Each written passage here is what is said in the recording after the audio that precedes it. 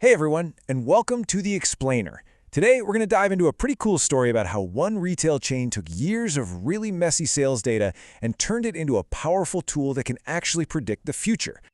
You know this quote? It really just nails the entire journey we're about to explore.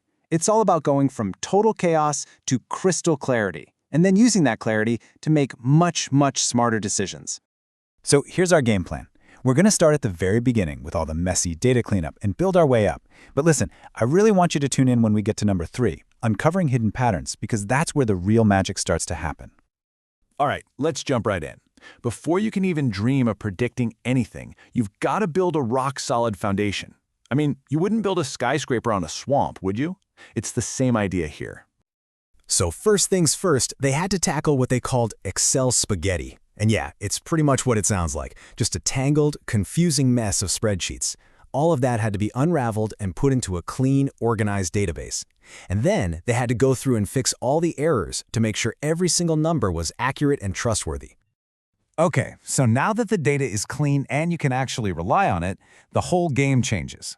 The business can stop just asking, what happened last quarter, and start asking a way more powerful question. And this is the big one, right? The leadership doesn't just want to look in the rear-view mirror anymore. They need to understand the why behind the numbers so they can plan better for everything. Staffing, inventory, you name it. This whole idea of turning data into a signal is really the key here. It's like trying to tune an old radio. You have to sift through all the static and noise of past sales to find that one clear station, that clear pattern, that tells you what's coming next. So let's get into the really fun part. This is the heart of the whole project, really. It's the detective work, digging into 2 solid years of clean data to find the stories hidden deep inside. I mean, this is the question, isn't it? For any analyst staring at a mountain of data, the answers are in there, but they're not just going to jump out at you. You have to go looking for those patterns, those secrets that are waiting to be found. The investigation started by looking at these key areas. Are there cycles to sales every week or month? How much of a bump do you actually get from a big holiday? And does something like a really hot day actually make people run out and buy certain things? Each one of these could be a signal. And this is just a perfect example of what they found. They called it the hot day barbecue effect. It's so simple, right? By linking their sales data with external weather data, they found a direct, predictable connection. When the temperature goes up, so do sales for barbecue stuff. It's a clear pattern. It's a signal. Now look at this. This chart basically screams the answer at you, doesn't it? You don't need to be a data scientist to see the absolutely massive spike in sales during a holiday week compared to just a normal one. The data is making it crystal clear. So once you've found these drivers, these signals like holidays and hot weather, the next logical step is to use them to build a machine that can predict the future. And that machine is your forecasting model. And there are basically 2 ways you can go about building one. You've got your traditional models, which are fantastic at spotting those simple repeating rhythms, like sales always dipping on a Tuesday.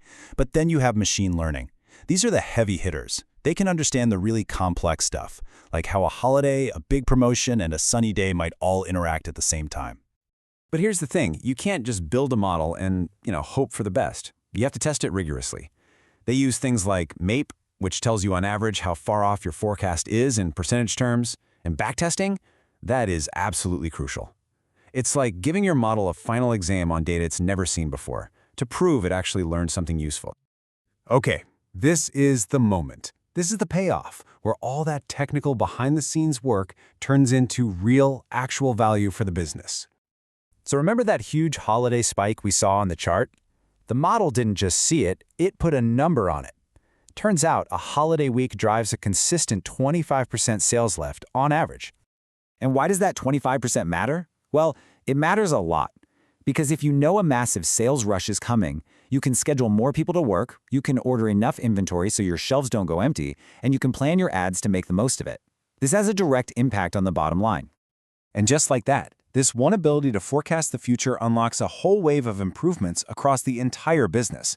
We're talking smarter staffing, more effective promotions, less waste from bad inventory planning, and even setting more realistic sales goals for each store. It's a true strategic game changer. So once a business gets really good at predicting what will sell and when it will sell, the analysis can climb to an even higher, more strategic level. The next big step isn't just about sales volume anymore. It's about understanding the customer. This is where you start digging into who your most loyal customers are, what they buy, and figuring out if that big promotion you ran was actually worth the money. This entire journey, from a total mess of data to a clear, forward-looking strategy, it all leads to one final, kind of provocative question. If a business can get this good at predicting its own sales, what's to stop it from getting just as good at predicting yours? As these tools get smarter, that line between forecasting for a company and forecasting for an individual gets blurrier every single day. That's all for this explainer. Thanks for tuning in.